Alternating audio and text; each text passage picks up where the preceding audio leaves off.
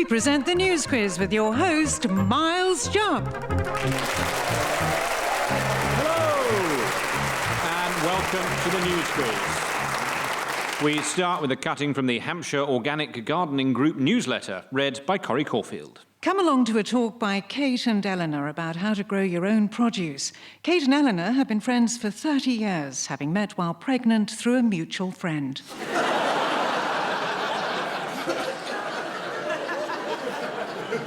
Our thanks to Richard Riding in Radlett for sending that in. Now let's meet the teams. Will you welcome first, on my right, Mark Steele and Zoe Lyons. And opposite them, on my left, Desiree Burch and Fred MacAulay.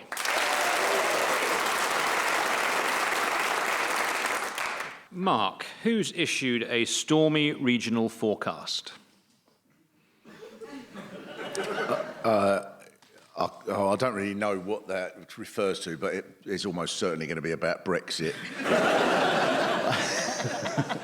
Most questions are now on anything, really. The first question on pointless, anything, is probably on. There has been a series of reports have come out, and they've been hovering around for ages, and the government's not released them, and that's saying that, that whatever happens with Brexit, we're going to be worse off than if it didn't happen. And then Ian Duncan Smith was as jovial as he always is on this, right? Because when he was asked, well, what have you got to say about this? You know, the government's own reports say that we're going to be worse off. He said, oh, don't take any notice of those. Our reports are always wrong. I mean, that's brilliant. Oh, don't listen to us. We're idiots. So what's the point of listening to us? So... And yet there seems to, and the more that somewhere voted for Brexit, it seems, the more likely it is that that area is going to be worse off because of Brexit. So this has just done people's heads. I mean, to start with, I think, with the referendum, a lot of people blamed the result on old people, but I think that's right. But then all these people, the people that the most angry people are the people on the side that won. Yeah, we won, and we ought to be coming out of Europe now. Well, we are. Yeah, and now that's what's making me angry. And angry about anything. I found a centipede in the house this morning. I said, what are you doing in here, you metric little bastard? We voted to get rid of you. Get out, you French foreign legs. I'm going to have an inchy-pede put in its place. I'm sick of it. Angry. And David Davis is the person doing it. He doesn't. I quite like him. He just sort of turns up like, oh, God, what are we doing again? Like he's the one who's turned up half an hour late. Oh, let's have a look at me cake. Oh, I haven't brought me papers at all to Brussels. I brought me MOT certificate by mistake. So you think the Leavers are angry. How do you feel about it, Mark?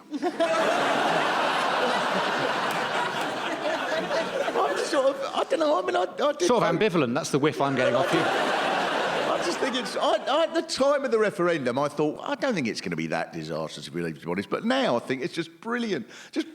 I'm quite enjoying it, to be honest. It's just utter chaos. No one knows who's going to be Prime Minister in a week's time. They're only keeping her in because they think, oh, God, they don't know who to put in her place, do they? And, oh, I don't know, what about him? Well, he has been arrested for murder. What? Get round that. She still remains quite positive throughout the whole thing, which I don't know what she's on, really, because it's like she almost doesn't watch the news. I mean, I do have trouble sometimes making out what she is saying because her head is so firmly buried in the sand. Where are you at with all this, Fred? Well, I noticed that Michel Barnier was in town, the well-known cosmetics giant, and I also, for the first time this week, realised that the Brexit inner cabinet is called the Brexit war cabinet, and I don't know that that's a good idea. I don't think that's a good signal to send to the Europeans that we've actually got a war cabinet. As long as you keep the prefix Brexit, I think that's fine. And they got together on Tuesday and they thought, well, let's just tackle one really difficult issue, the potential border between Ireland and Northern Ireland. And they actually agreed on Tuesday that they should go away and think a wee bit more about it. Desiree, you're presumably in awe of how well everything seems to be going and the way this sort of atmosphere of convivencia has descended over this nation? Well, I have to be honest, I don't have anything insightful or clever to say about Brexit, which apparently means I could be the next PM. It's kind of amazing. I'm overwhelmed with this feeling of like, is this still happening? Like, we're still doing this? Like, it seems like we should be at the part that you come to in every R&B song where the baritone comes in and he's like, baby, I'm sorry I tried to leave the single market. You can't believe what you read on a bus. Well, I think there's a lot of negativity on this panel, and I think we need to be more upbeat about it. I guess down here, there is debate over whether there should be a second referendum. Not such a big debate north of the border. It's coming, but people say, well, you can't have a second referendum because we've already triggered Article 50. I think we should just say, hang on, Europe. We didn't actually trigger it. We were playing with it, and it went off in our hands. I think we're going to be all right if we can break this country's long-standing dependency on food, drink and shelter. This is the leaked report into the economic impact of Brexit, suggesting that in 15 years' time, the North East and the West Midlands will have sustained the biggest hit to economic growth. Not East Anglia, luckily, because by that time, it'll be long gone. The figures are based on a 15-year forecast, but can anyone really know what's going to happen in 15 years' time? 15 years ago, I was just a miner's son who wanted to be a ballet dancer, and look at me now. Unfulfilled, unhappy, and ballooning in weight. Also this week, Theresa May attended the Conservatives' black and white ball. Just a guess, but I'm going to assume there was more of one present than the other. 2 points to mark.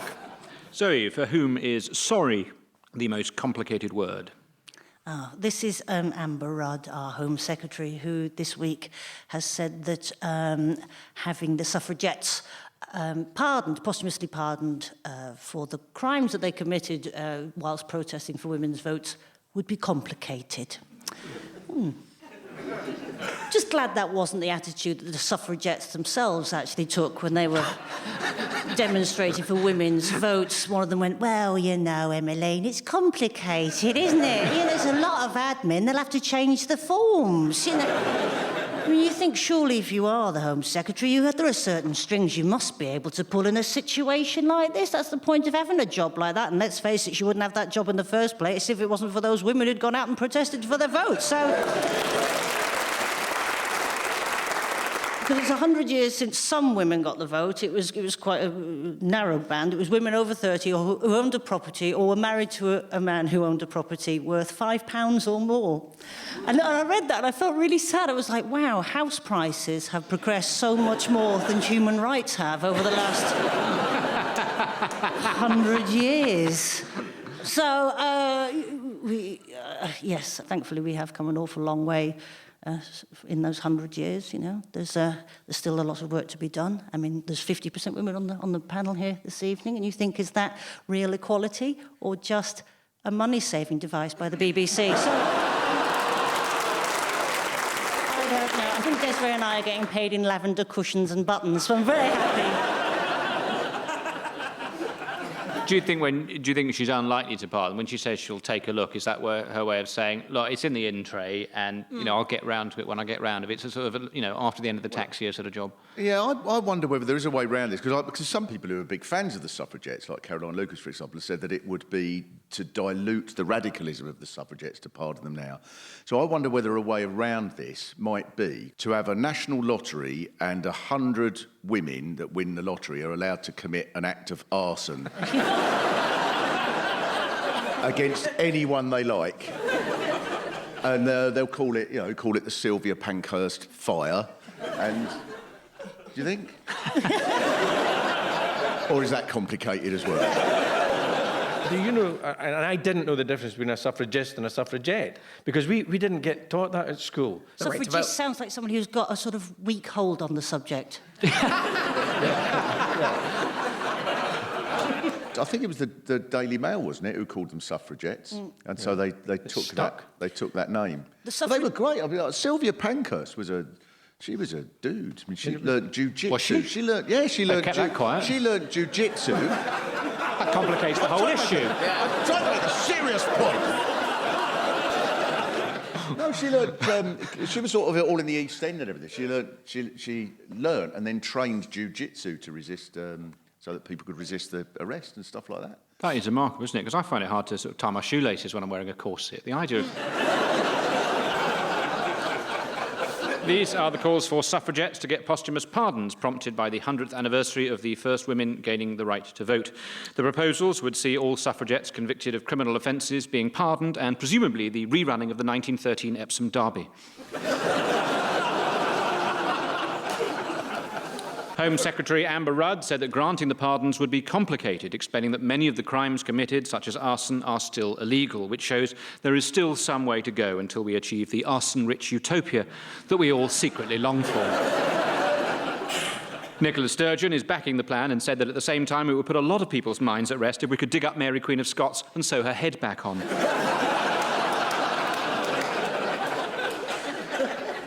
2 points to Zoe. Desiree, who wants us to hear his healthy opinions? Oh, God, this jackass again. All right. So... Sorry, I have to ask the questions. That is...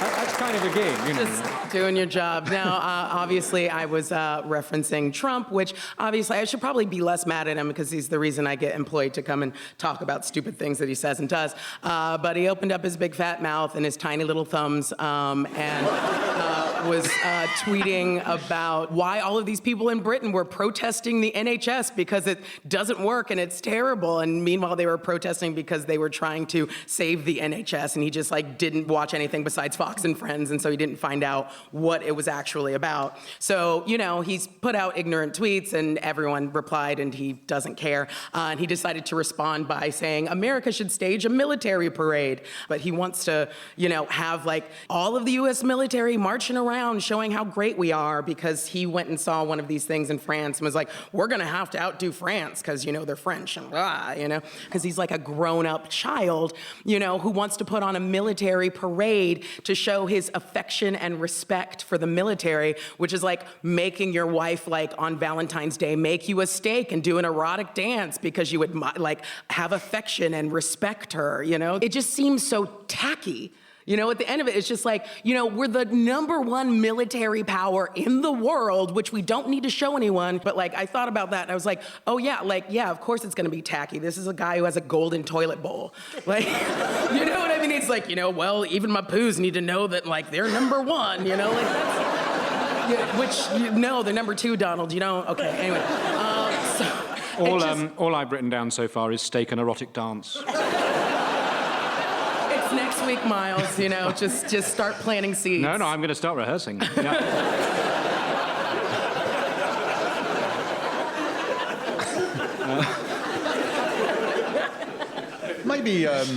Maybe someone else will take it over, and it won't be a really tacky Trumpian one. It'll be a really camp one or something.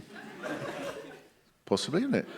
Yeah, opportunity for a bit of high art. It could be, yeah, he could get some of the sort of Vegas choreographers onto it, and so it could be a proper show, for heaven's sake. Yeah. Because we have, I mean, well, we've got the Trooping of the Colour. That's our own military parade, which I don't know if that counts as a show of force. Sort of horses line dancing. We can do even better than that, Miles. We've got the Edinburgh Military Tattoo. Wait till you see 8 sailors in 18th century costume get a cannon over a badminton net. This is Donald Trump's attack on the NHS. He described it as going broke and not working, prompting a furious response on Twitter from Health Secretary Jeremy Hunt. As a result, Jeremy Hunt found his popularity soaring. He's now above Donald Trump, but still just below polio.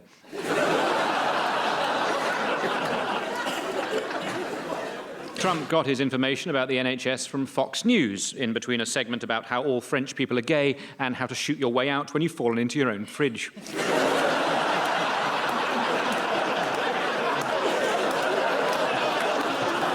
Also this week, Trump announced that he has ordered the Pentagon to prepare a large-scale military parade, distracting Pentagon officials from their normal business of staring at a red button and wondering if today's the day.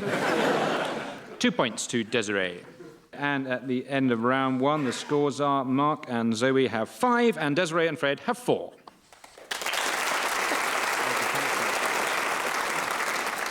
We start round 2 with a typo spotted in the Kensington and Chelsea Freegal website. I have a sofa bed to give away. We no longer need it and would like it gone by the weekend if possible. It comes from a smoke-free home, it's in full working order, and the cover is made of swede.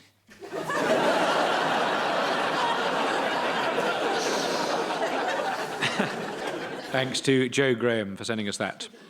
Fred, who doesn't feel Tesco valued? This is the equality debate. Well, there's no debate really, but it's not just Tesco, all the others, there's various other shops as well. But Tesco might have a bill of up to £4 billion to settle. And I was wondering initially who came up with the figure of £4 billion, and I think it might be the legal team that are representing some of the people that are claiming for that. And if it's going to be backdated, I've got to ask this question about the BBC. Will the BBC be liable as well? Because for 18 years, I was employed by the BBC as a woman.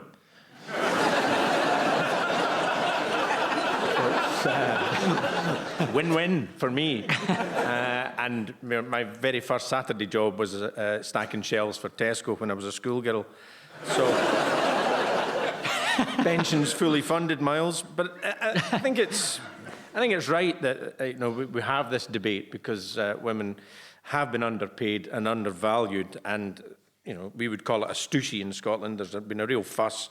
All hell will break loose when women find out that men have been paying less for shopping.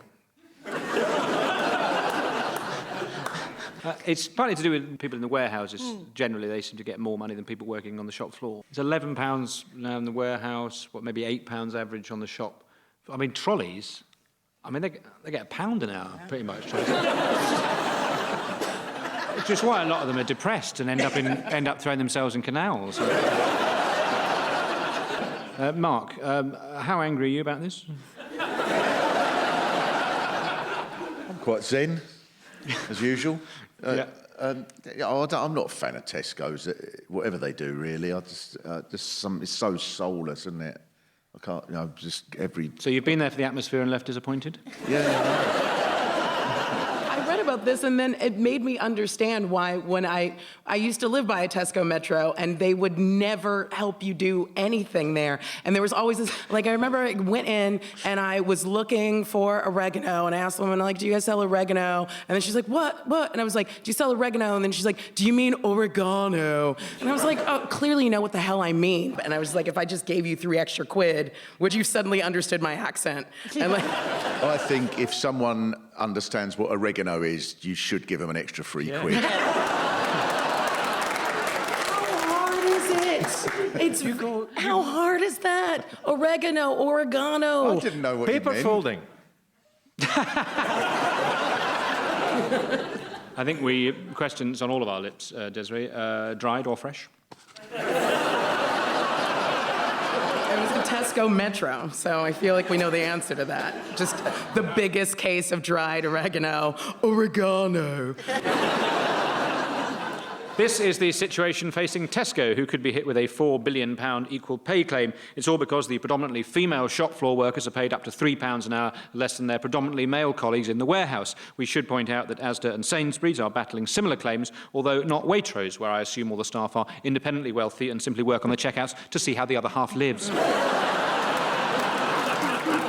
The final nail in the coffin for female Tesco employees was when they realised that in the time they'd been working there, even the plastic bags had been given a raise. Anyway, this means I can now add the words, "Comrades, I feel your pain," to my usual checkout greetings of, "No, I don't have a club card," and, "Yes, that is a lot of Savlon. We're a clumsy family."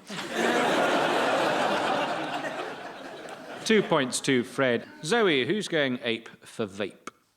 Oh, this is the Public Health England have come out and said that vaping should be allowed in hospitals to help people stop smoking, and have gone so far as to say that the e-cigarette should be available on prescription. They've done several research projects on it, and it's been declared as being far safer than actually smoking. But it does make you look like a massive dick. So there is that downside. Because vaping devices have got bigger and bigger and bigger. I saw a guy on one the other day. I thought he was playing the French horn until...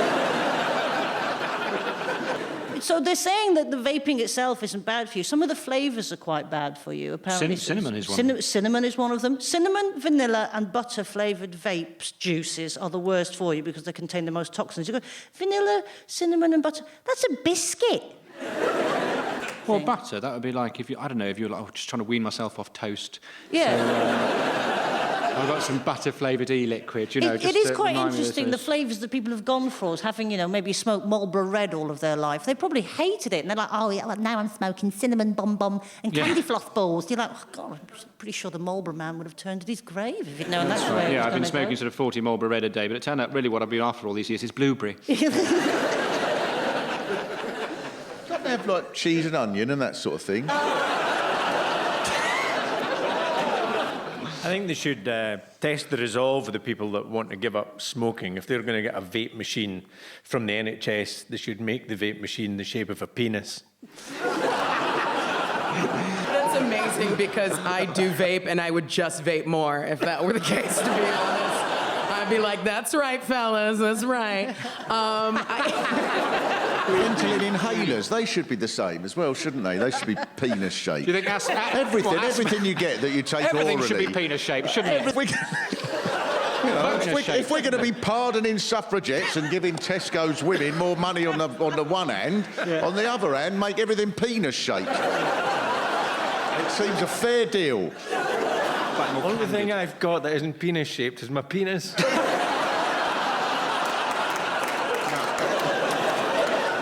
This is the recommendation from Public Health England that e-cigarettes should be available by prescription.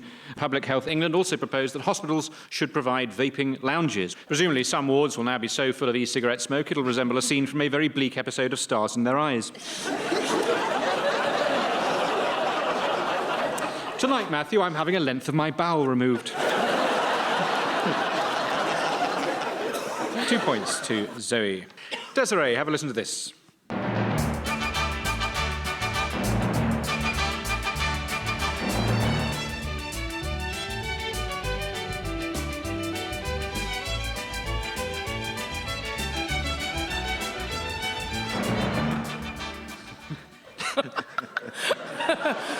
Sure know how to throw a party, Miles. Does that music mean anything to you? No. I mean, it's... Does that music mean anything to anyone? It's a vital part of our culture. That what? I mean, well, okay. So... There is a question that follows that, but I have to ask, just well, maybe on the I'll be basis of able the to- incredibly blank look on your Yeah, face. no, While the rest of us never- were genuinely getting down. What is that song? Do you guys sing it, like, at Christmas? What is that? It's barely relevant. Desiree, who's flying south for the winter? Oh, yes, this is, I mean, all of the Olympians going to the Winter Olympics in South Korea. There's been this, like, big kerfuffle about the opening ceremony because Vice President Pence is going, and it turns out that North Korea decided they were going to show up to the games. And so, like, they're sending Kim Jong-un's sister, Kim Yo-jong, to, like, be the representative. And now there's this big, terrible wedding seating arrangement plan to figure out where everyone is supposed to go. You've got the bride and the groom, and then you've got the vice president who refers to his wife as mother, and then you've got the best man, which I think in this case is economic sanctions. Are you going to be watching a lot of it, Mark? Oh, well, I'm bound to, yeah. I can't help it with the sport. Although, really, even tests me, really, because really the Winter Olympics ought to be renamed 115 different ways of sliding, I think. Now for the start of the Down the Hill on a Wardrobe event. I love it. Well, I mean, Zoe and I are both skiers. Corey's a skier as well. Desiree, do you ski? Miles? Dear God, no. The last thing I need to do is, like, pick up momentum going down ice.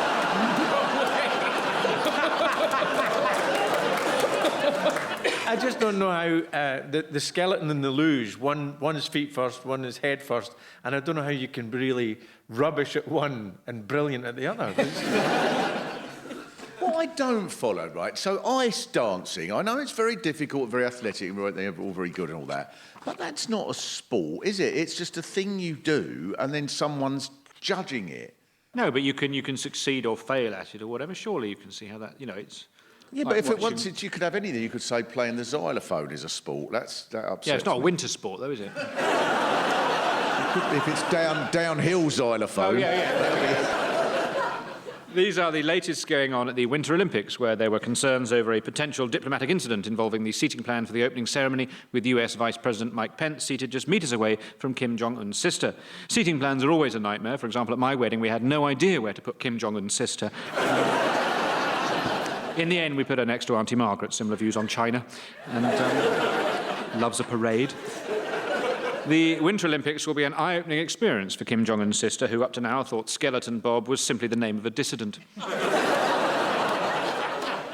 Never mind, the Winter Olympics isn't really sport, is it? The luge is basically a power nap, and curling is essentially lawn bowls mixed with obsessive-compulsive cleaning. 2 points to Desiree. Before we reveal the final scores, has anybody got a cutting they'd like to share? Mark. This is from Martin Berry, and this is like Wikipedia. You'll recognise the sort of the way it's written from if you've ever looked at these things. List of serial killers in the United States. This list is incomplete. You can help by expanding it.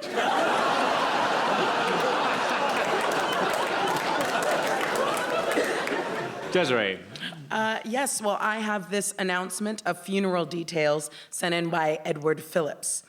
A private cremation will be followed by a celebration of his life at the Royal British Legion at 1:30 p.m. All friends are most welcome. Dress optional.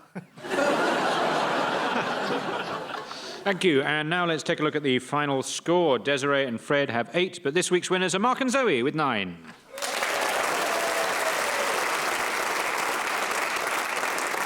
Before we leave you, here is an extract from the St Helens Star, sent in by Kathy Knowles-Smith. The swimming pool at Queen's Park Health and Fitness Centre will reopen to the public after a lengthy closure for repairs, St Helens Council has confirmed. The 25-metre 5-lane pool has been closed since the beginning of October due to tiles at the bottom of the pool being damaged by moisture. And with that, goodbye.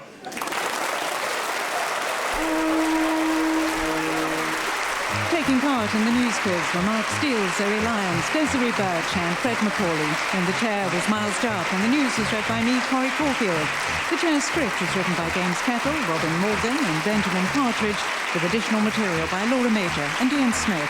The producer was Richard Morris and it was a BBC Studios production. And